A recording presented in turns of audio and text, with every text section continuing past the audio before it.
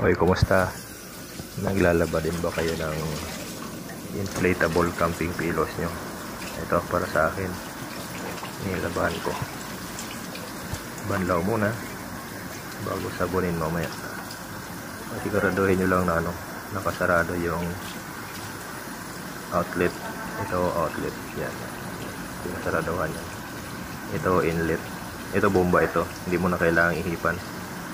Saraduhin nyo lang para hindi pasukan ng tubig kasi air resistant ito siya, so pag napasukan ng tubig baka mahirap matuyo yun sa loob.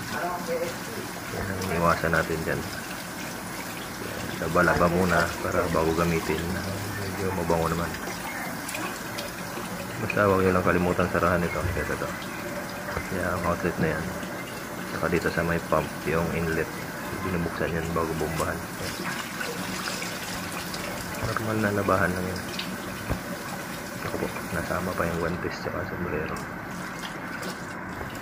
So ayan, magmimix lang ng liquid detergent.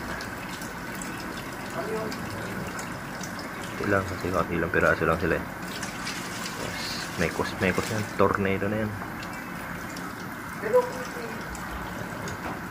Lagay natin yung inflatable pillow. Make sure na wala na yan siyang hangin para hindi siya mag-suction ng tubig. Tapos brush. Yan lang, normal na paglalaba.